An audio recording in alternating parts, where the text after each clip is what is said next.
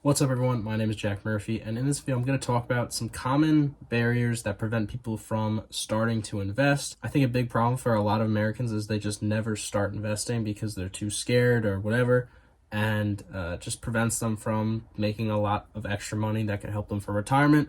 So in this video I'm going to talk about the top 3 excuses people make to themselves that prevents them from investing and give solutions to them. So let's get right into it. So I would say the first main barrier to entry is it's just too many options, too much going on in the stock market, and there's really not an easy way for a lot of people to get help navigating that. Because, like, for example, there's just thousands and thousands of different stocks to choose from, hundreds and probably thousands of different sources of people on the news, on YouTube, on TikTok, whatever, telling you different things to invest in, why you should invest in this, why you should invest in that, this is going to make you the most money. It's way too overwhelming for most people, and in my opinion, there's actually a pretty simple solution. All you have to do is invest in an S&P 500 index fund or ETF. That is literally the bare minimum, no confusion. Just look up ticker symbol VOO or just look up any S&P 500 index, and this is an ETF or a bundle of stocks, and is just the top 500 companies in the US stock market. And historically, it has performed like 10% average returns since it was made. So there's really not too much risk long term if you want to invest in the S&P 500. Now, this could be your strategy forever. You could literally never do anything again and you'll be fine just investing in the S&P 500. But if you actually want to get more into investing, learn more, become more experienced, actually pick stocks and make better returns, this is just a placeholder while you start learning more about the stock market. You could just read some books, read some articles, watch some videos, watch the news, and still keep investing only in the S&P 500 index, so your money is still working for you while you just want to learn. Once you do that, once you're paying attention to the economy, whatnot, you'll kind of more easily learn about the stock market and it'll become less overwhelming. Another issue people have when they want to get into investing but don't is because they don't think they have enough time. They think it's very time consuming to do a bunch of research and whatnot. And like I said before, all you have to do is really just invest in a S&P 500 index so your money is working for you, and then you really don't have to think about it. It's not very time consuming at all. A lot of brokerages can do auto invest, so it just goes straight from your bank account into that ETF if you wanted to. Investing is not time consuming at all if you just auto invest into an ETF.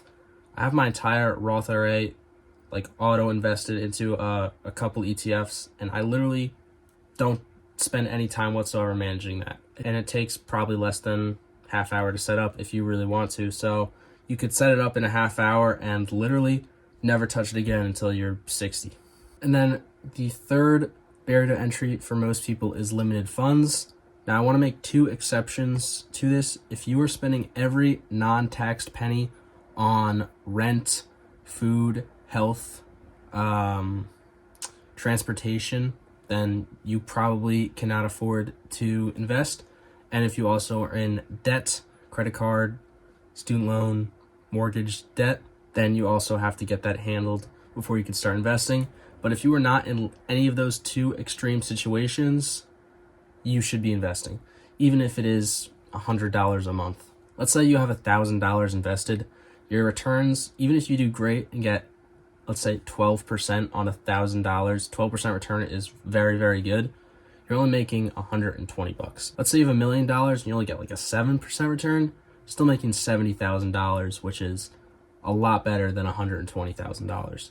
It seems discouraging if you don't have $1 million to invest, but it is absolutely still worth doing because of something called compound interest. Compound interest basically means if you have $100 and you make a 10% return, you're going to make $10. But then next year, if you make a 10% return, you'll make $11. It keeps growing bigger and bigger, even if you're getting the same percentage return. And it actually builds up a lot faster than you would think and could turn even $100 a month into a significant amount of money.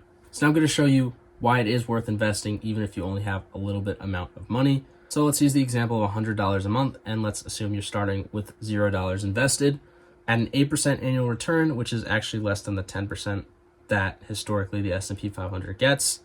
at that 8% return, after 40 years, you will have $324,000 in change, which is pretty good considering you're only investing $48,000. So you are making over $275,000 just off of interest, which is very good. And considering you're only investing $100 a month, I think it's pretty attainable for most people who have 40 years to invest. But let's just take away 10 years. So instead of starting at 25, let's say you start at 35. Assuming the same variables where you start with $0, $100 a month, 8% annual return, you are only going to end up with $141,000 and change.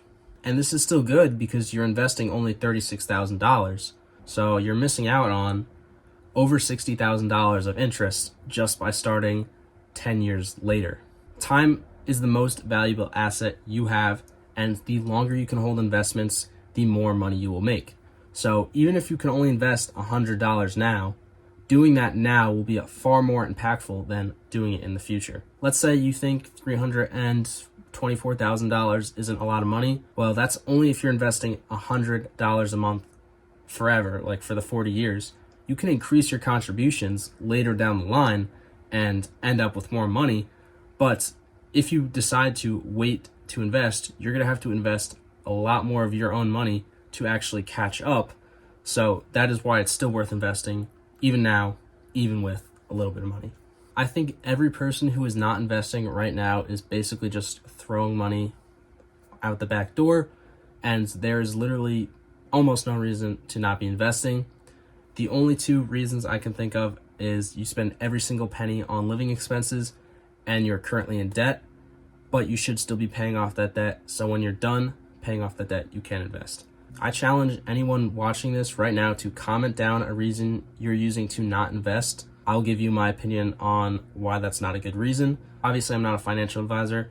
Just want to make sure everyone's aware of that. But I will tell you why I think that's a bad reason.